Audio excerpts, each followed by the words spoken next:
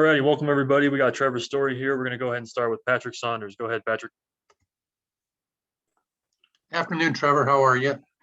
Good, how are you? I'm good, thank you. Hey, Buddy said a couple things after last night's game. We didn't get a chance to talk to you. He said he thought you probably exhaled a little bit after the homer.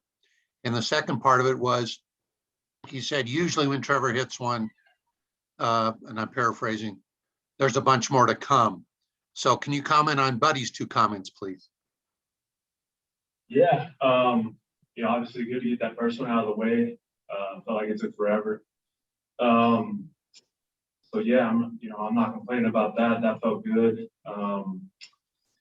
Yeah, I think over my career, I tend to hit them in bunches, but for me, I'm really trusting my process in the cage. Feeling that my work is going to show up on the field. I've done okay. I've hit the ball hard, but still yet to consistently do what I think I'm capable of. And Trevor, when you made your debut in 16 and now we're in 2021, at what stage as a major leaguer did you just kind of accept the fact that, you know what, if I put in the work, I put in the effort, I trust my process, et cetera, that it's going to come around? And as you've said many times, baseball's a weird game. Did it take you a while, though, to learn to accept that, I suppose, is my question? I think you kind of learn that, or for me, I learned it in the minor leagues. And, because baseball has that type of feeling to it and that type of bizarreness to it, at any level you play it at. But I think the main thing is, when you're in the big leagues and then, you're doing everything you're supposed to be doing and, you're not getting the results, that's when it becomes hard to accept. But I think that's where mentally, I try to have an edge there and really hone in on the mental aspect of the game, because this game will drive you crazy, man, if you're not prepared for it. And that's something that I really pride myself on. And it's an everyday battle. It's not like once you figure it out, it's over. You play 162 games and hopefully more, and every game you play, something's going to happen that doesn't go your way, and you're going to have to find a way to deal with it. And one more for me, kind of a cliche question, I suppose, but Buddy mentioned, you can exhale. As a team now, you've won 3 straight. You finally won a close game last night with a walk-off. Does that lift the pressure a little bit? Does it allow you guys to play a little looser, a little freer? And if so, can that bring out this team's best baseball? I think so. Yeah. I know we've played a lot of close games and we haven't been on the right side of those. So it was really nice to do that last night, especially, being down late in the game and kind of proving that to ourselves, a hit or two away from really being in a good position. So yeah, I think it frees us up for sure. And, 3 in a row is nice. And, we're looking to build on that. Thank you, Trevor. Next, we'll go to Thomas Harding. Go ahead, Thomas. Yeah, Trevor, I'm getting back to some of the power hitting. It's kind of a background question. When did you know that you could hit for power at this level? I mean, you did it in high school, obviously, and through the minors, it was kind of a learning curve. When did it hit you, hey, I can really do this? Or was it already there? I felt like I could always drive the ball. I knew that I was I got the gap kind of guy coming up, and I knew I was going to hit a lot of doubles, and just really trusted, my coaches and the development.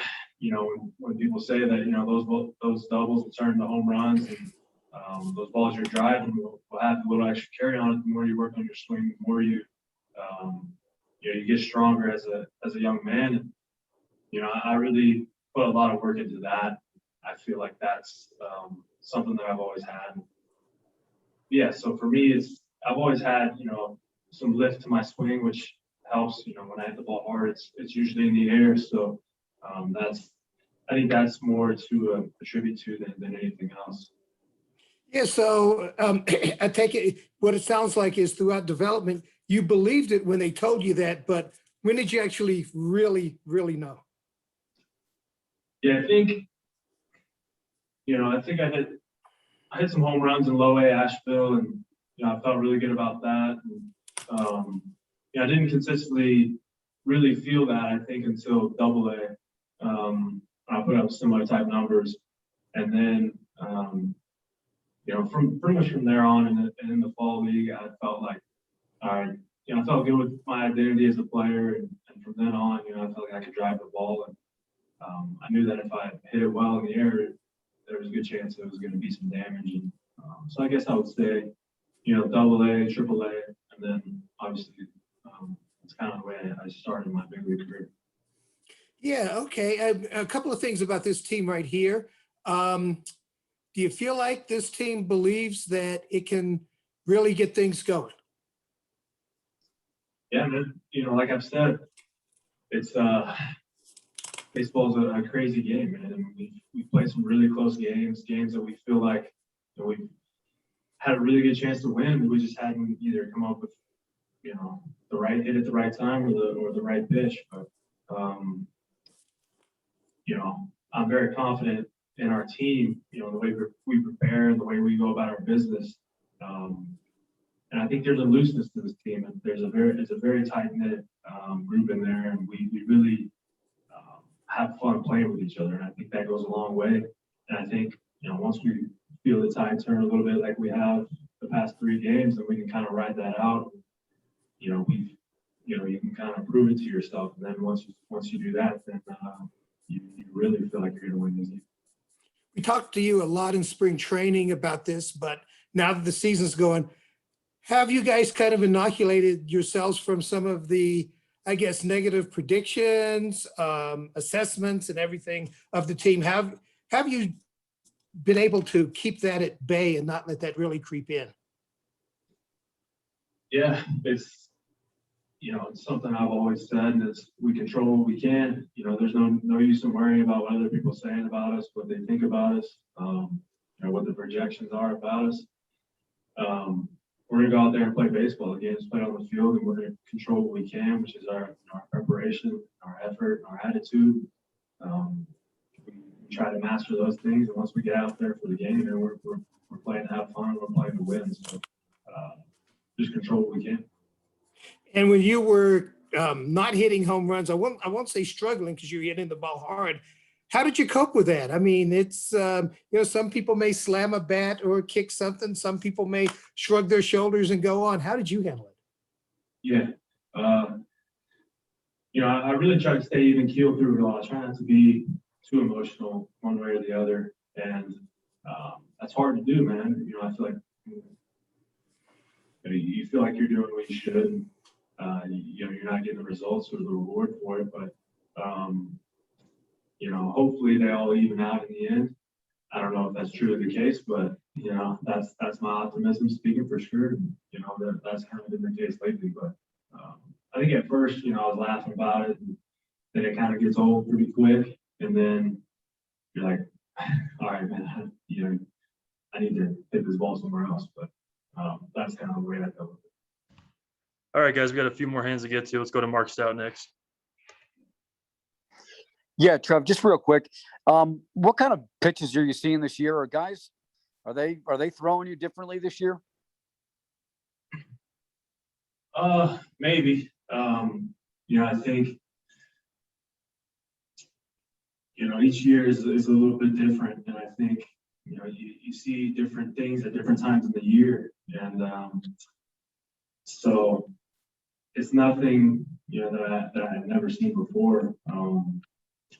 I think it's again adjustments, and that comes and goes with whoever's pitching that day or the way that I've been swinging the bat lately. So yeah, I think it's always a little bit different.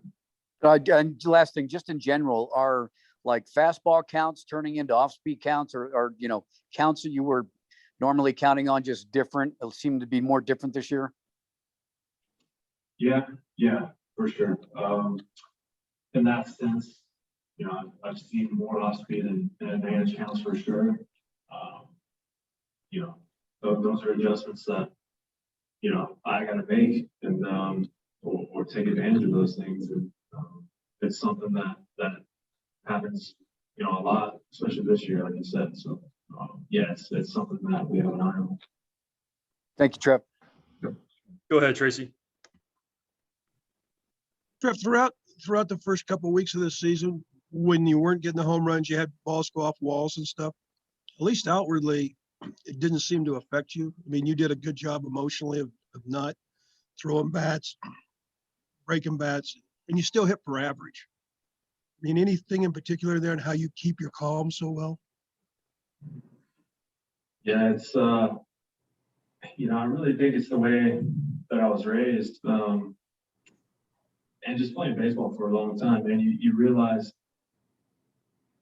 you know, it's tough to be really emotional in this game, but obviously when you're doing well, you want to ride those highs, but you know, most times in this game, you know, you're going to fail. You have to learn to kind of be the same guy, and I think, you know, for me, I think I have a quiet intensity about myself, and I try not to let people feel the negative that I might be feeling inside.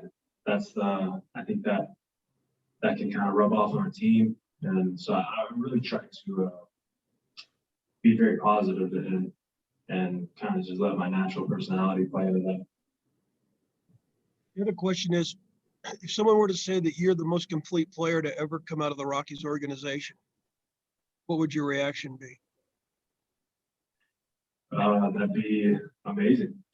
That would be a true honor, just especially knowing all the players that have come through here, you know, Hall of Famers and just incredible talents. If that was you know, to be said, that's a really, really high honor. Thank you. All right, guys, last couple of questions. We got to let Trev go. We'll go to Owen and then Danielle. Go ahead, Owen. Hey, Trevor. Do you see a similarity between, you know, the time that you were going without a homer, which, as we've talked about, you were hitting the ball pretty well, but not getting the result you wanted, and that same time that the team was going through, you know, playing good baseball, but not getting the results they wanted? Do you see some similarities there? And is that something you hope you can pass on to your teammates? Yeah, you know, I think it's tough, man, when things aren't going the way you want. Obviously, you want it to be perfect every day, but in baseball, it's not going to happen. So I think we know that, you know, I think me and Chuck, I think we feel like we need to be good players and playing the way that we need, you know, that we have in the past to consistently win. You know, these young guys have stepped up and they're playing well and, you know, having really good at bats. And I think we've seen that over the past few days. So yeah, definitely something that can rub off on teammates. And you know, for a fourth inning homer, obviously it was more than that, but you know, you seem to show a little more emotion than normal. I think you literally skipped into the dugout. But can you talk about just what you were feeling at that moment when you saw the ball go and rounding the bases and coming home to the dugout? Yeah, definitely just a little bit of satisfaction, you know, the hard work that goes into it, you know, the whatever you call it, the unluckiness or hard house, whatever. But you know, we care a lot about this thing, and you know, we put in a lot of work, a lot of time, a lot of effort, and you know, for it to come out like that, you know, I felt like it's been a long time. So definitely, I guess, you know, a little breath of fresh air there. All right. And if I could squeeze one more quick one in, the Oscars are tomorrow. You guys got any favorite films or actors or anybody that you're rooting for in the Oscars? I don't know that I have anything for you there. I'm not too privy right now on the movie situation, so that's my bad. All right. Well, thanks a lot. All right, guys, last two questions. We'll go Danielle and then Patrick. Go ahead, Danielle. Hi, Trevor. Alan Trejo has talked about how much he admires you and how excited he is to be on a big league roster with you. What's it been like for you seeing him go from he first started working with him in spring training to now being a major leaguer? Yeah, I love that kid, man. He's a special kid, and I think he's pushed me in a lot of ways that he doesn't even know. And we've had little competitions and stuff in spring training, and he's helped me be a better baseball player. So he's got a crazy good work ethic, really good intensity about him, and he wants to be a really good player in this league. And he certainly has the attributes to do that. So seeing him develop and grow, over the past couple of years has been cool, man. And it's something that, he's a guy I enjoy being around because he makes me better and he's a good guy. What kind of competitions did you guys have? It would just be like in our ground ball work. Whoever made an error would lose that day, and just things like that, And we've had really good matches. I think he actually might get the best of me, but it's pretty close to 50-50. Thank you. Yep. All right, go ahead, finish us off, Patrick. Yeah, Trevor, just one more really quickly. Tomorrow, John Gray starts again. He's off to a terrific start. You've been with him through this whole ride. Can you point out a couple of areas where, from your perspective, that John has changed and matured, things that you as a teammate have noticed? Yeah, I think, just over the years, I think his arsenal's gotten better and better. Just the command of it all, the confidence in all those pitches, and it makes for a tough at bat. When I face him in spring training, it's never comfortable for me. And Johnny's he has that fire about him, where he wants to be good, man. But I know he's talked about himself wanting to have fun this year, and I think that's really freed him up to do that. And I think you're seeing the benefits of it. And just to follow up, he's always been really super hard on himself. I mean, he shows that to us. Some other players don't. Did you guys ever tell him through the years, hey, John, man, you can't put so much weight on your shoulders. You got to lighten up a little bit. Did you ever tell him that sort of thing? Yeah, I think each guy handles, success and failure differently in this game.